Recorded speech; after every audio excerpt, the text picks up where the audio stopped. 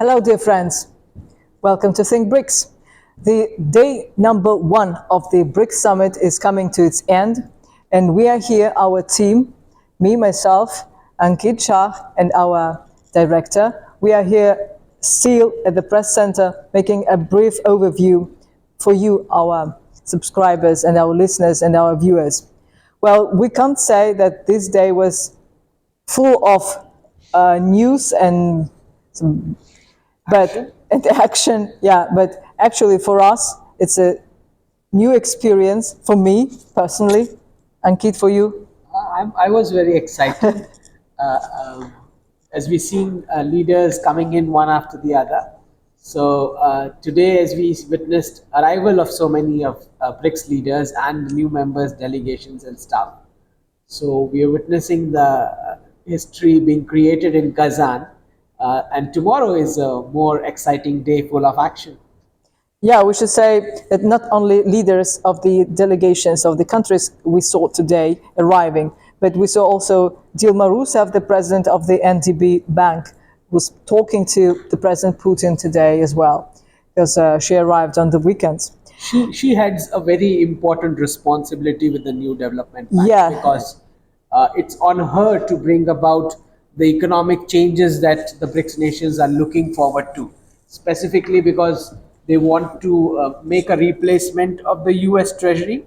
So each of the nations have to push their own individual bonds and treasury bills, right? That will be backing up the printing of their national currencies in the future. So it is her duty. I guess that's why I saw the president of the Russian Central Bank being at the meeting as well. Yeah. So what we saw today, Mo, Ankit, how do you see the press center, the organization in general? I think the way Russia has hosted this summit, especially in this location of Kazan, Kazan has made its mark on the global map because this is the starting point of what we call as the multipolarity in the world. So, so many delegations here from so many nations, and they are all going to take back this inputs of whatever changes and decisions the leaders make in these 2 days. Today, we saw a lot of excitement among so many countries, delegations, and even the press media, because everyone is so curious to know about how the leaders are going to head the BRICS. Especially, they are excited about the expansion. Because the media representatives that have come from multiple smaller nations, quite smaller nations. Actually, I heard it was about 59 nations, 59 countries represented by journalists today here in the press center. So you may imagine the input the BRICS Summit gives to the entire world. Yeah. And the media representatives from Western Collective as well, because though the countries are not allowed to participate, but the media delegation from the Western Collective were present. I heard French. Yeah, the French channel. From Washington as well, some press. From which one was? We don't remember the name. The name, yeah, but we heard speaking in many languages here. Yeah. So of course, a lot of journalists were from the member countries. Well, so as I told, the day 1 was not very full of news. It's arrival day, so delegations are arriving, and tonight there is an informal dinner for the delegations organized. And as Narendra Modi hinted, there will be something to talk about during the dinner. So I think. So the biggest news for the day today is India and China are going to have a summit. Exactly. And the border issue resolved. We should say that the news was known. This information was known yesterday from the Indian side, and today we got the confirmation from the Chinese part as well. The Foreign Ministry of Chinese Republic confirmed that there is a consensus was achieved. Yeah. Ankit, let me ask you, what do you think about this information, about this news, about that discussion, that dispute is over among your country and China? I think the border issue on a larger scale remains pending as of now. but this is practically about cooperating in terms of the border standoff which began in 2020. So the border is still not marked and confirmed.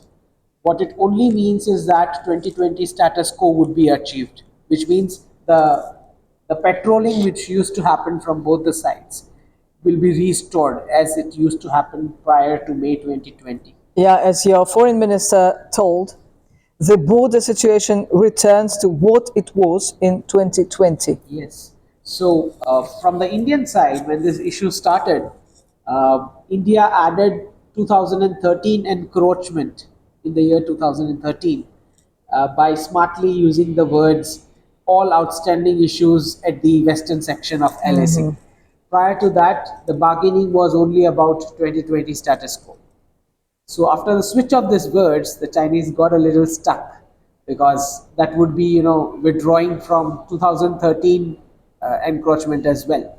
So I think it was high time now because both the countries' armies and the resources being stretched at the border without any tangible outcome at sight for any of the sides. And it makes sense even for broader cooperation within the BRICS Plus, whether it be a partner country model expansion of the membership. So all this kind of cooperation requires some kind of level of trust. And I think Russia played some role in increasing the understanding of both the nations, which is why this was able to be achieved. Now the timing is very tactical because they just declared at the eve of the summit, which makes it very smooth for politically smooth for doing the bilateral with each other. And this is a message to the West as well. It's a big message to the West. So we remember well that President Xi Jinping and Narendra Modi officially haven't seen each other since 2020. And tonight they will see each other, and tomorrow it's planned an official meeting between two leaders. So the dispute is over. It means there's a very good ground for the further step, for the further discussions among China and India as well. So it's like a 3-step process. First, it is disengagement, all right. Then there is de-induction, and then there is de-escalation. De-escalation. So this is months-long process. Yeah. But at least the agreement has come in terms of disengagement at the LAC as of now. And I think moving forward, because over a period of time through this decade, we see with the financial reset, the Western currencies becoming lower and lower in terms of purchasing power.